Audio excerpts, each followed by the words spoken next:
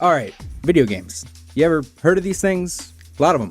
Never-ending cycle, constant releases all the time, non-stop stuff. It can get pretty overwhelming, especially if you're trying to stay in the conversation with everyone about the hot game at that moment. That said, I think that you don't really need to depend on the one big game at a time. Who are you gonna talk to? The Discord server? Come on.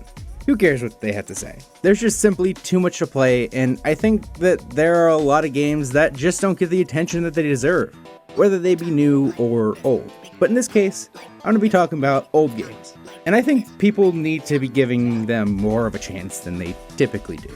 Don't worry though, this is not going to be a lecture about how old games used to be so much better back in my day. Like most creative fields, video games have built upon the successes and failures of the past. Besides a few bad business practices here and there, video games are just getting better. That said though, there's a lot of stuff that just has been kind of brushed off into the annals of history and nobody really talks about. And I think that's unfortunate. There's a total goldmine of awesome games that you've probably never even heard of before. I'm not just talking about the classics here, I'm not just talking about the Marios, Castlevanias, your Leisure Suit Larrys. I'm talking about stuff that's not necessarily an amazing classic game, just stuff that's interesting. Because I think interesting is a lot more fun than good a lot of the time. I think you should be able to explore things from the past and not feel like you're treading water. And this perspective I'm putting out there isn't just for games. Look at music, movies, TV.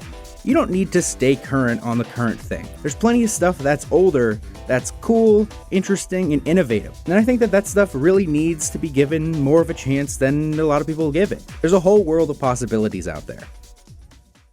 So, I understand playing old games can be super expensive. The collector's market right now is just unreasonable. Old games are super expensive, but they don't have to be, if you know what I mean. It's the secondary market. Come on. You don't have to... Come on. You don't gotta engage in the secondary market. It's a bunch of grifters. You don't need to... Come on. Let's get real here. You can play games if you know what to do. And that's the thing, is that you really can, and it's not that hard. A lot of people can be intimidated by emulators and stuff, but at this point, most emulators are really easy to use. Like PS2 and previous consoles, it's like pretty much just download the emulator, open the ROM in the emulator, and you're good to go. It's barely more difficult than playing a game downloaded from Steam. So if you're worried about playing old games and the legality of such, it's like, I don't know. Maybe reconsider who's getting the money that you're spending on the $150 copy of Pokemon. You know, it's just, come on. Also, when it comes to old games, there could be a lot of baggage, like, oh, you need to play in the most intended way possible, you need to be able to play it on a CRT, don't emulate, you gotta play it with a FPGA console, all this stuff. Drop all that. It's a lot of baggage that, you know, it's nice. I have CRTs, I play old games on CRTs occasionally. Most of the time I don't. I can, but I don't because it's just like, it's a fucking unneeded hassle. And I think it's a lot of baggage and dogma that can bring the whole appeal of playing old games down a bit. Also, a lot of these games are kind of ridiculous in design and difficulty. The understanding of game design, you know, as I've said, has evolved, and if you want to cheat to play these games, go ahead. A lot of emulators have like Game Genie style stuff built right into them. Hell, if you need to use rewinds, save states, do it. It's fun. A lot of games are really, really tough, and sometimes you just want to use some rewind to get past the current thing you're stuck on. I actually really like using rewind specifically because it's almost like adding a new gameplay feature. It's like playing Super Star Wars: The Sands of Time when you're able to just kind of take things back a few frames, and it can kind of salvage a pretty trash game into something that's really neat. And hell, just fuck it, you know, just have a good time. I think it's just a lot of old man purity kind of thinking in this hobby that can get really tired, and it's super annoying to get that kind of crap into your head. But as long as you're having fun, that's all that matters. But when it comes to the idea of video games expiring, they actually do. Like literally. I guess that's the opposite of what the thumbnail says, but things like boards failing, disk rot, batteries dying, physical video games, especially like cartridge-based stuff, CDs, all this stuff, it does have an expiration date. Over time, they degrade and get to the point where they just fail and no longer work. But fortunately, there are a ton of awesome people out there who are preserving these games. There's the Video Game History Foundation, which does it in a structured sense, but then there's the real heroes who are doing the extra legal work that some people are afraid to do. There's the pirates, the emulation community. They dump these games and put them out there and are really doing amazing work to keep these pieces of art alive and available and ready for people to experience. Then there's the other kind of actual game expiration, where it's the always online stuff, MMOs, live service games. Those are getting the plug pulled on them and suddenly you can't experience those. But then again, there's the pirates and fan communities keeping those alive with private servers and stuff like that. But those ones are less likely to be saved and revived and kept around because it's a whole nother thing other than just downloading a file and keeping it around. It's keeping servers up, having a community to play the game with. The online stuff is really on a teetering edge of being able to fall into the black hole of time. That said though, most games are not these online games, and they're going to be around because people have taken the time to preserve them. There's this vibe I get off of a lot of people who are interested in games, but they don't really care or appreciate older stuff. And look, I get that. It's a sort of weird expectation to have. But I think that there's really a lot of great stuff just sitting there untouched where people can find extreme value in checking these games out.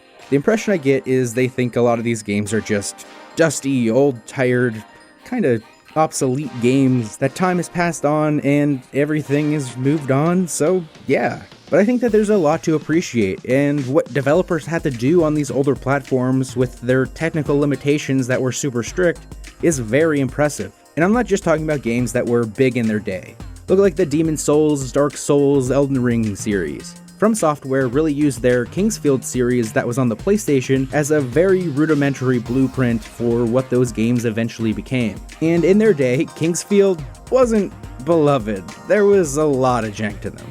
But now that people are familiar with that sort of design, they can come to it with a new understanding of what the games were going for, what the attempt was with Kingsfield, and they're being reassessed nowadays because of that understanding. Another thing that can kind of recontextualize a lot of these games is a lot of younger people have grown up in the age of indie games. And because of the limitations of indie games, a lot of those ended up being sprite art based, and it's just become an aesthetic. And that's what a lot of kids just view that as, is an aesthetic, not a technical limitation necessarily, just a creative choice. If you hand a younger person a 16-bit game, it might as well just be a brand new game. And you're even seeing stuff like that with the PlayStation 1 with its low poly look. It's typically seen in indie horror games right now, but you're seeing a lot of people look at what these restrained consoles could do, and it's just kind of become a shorthand tool that games can use. I'd really like to have people open up to strange, new, old things. One thing that if you're like me you can do is, if you have a big whole console's ROM library downloaded, which you can figure that out, just channel surf. Boot up an emulator, go through the ROM directory, and just pick something you never heard of, give it 10 minutes, explore, maybe you'll find something really interesting. You probably find something not so great, but it's still so much fun just to kind of poke around. I remember back in the day, I remember imagining, oh, it's gonna be amazing. If I was ever a trillionaire, I'd have a shelf with every single PlayStation 1 game on it. Nowadays, I'm not a trillionaire, but I do have access to every single PlayStation 1 game. And that's a fantasy that's pretty fun to dive into and explore endlessly. A lot of games, yeah, you do need to approach with the understanding of, oh, this is how things worked back then. They didn't figure out this design kind of philosophy or idea yet. But honestly, I think there's plenty out there that you don't need to approach that way. And I'm really not just talking about the big stuff.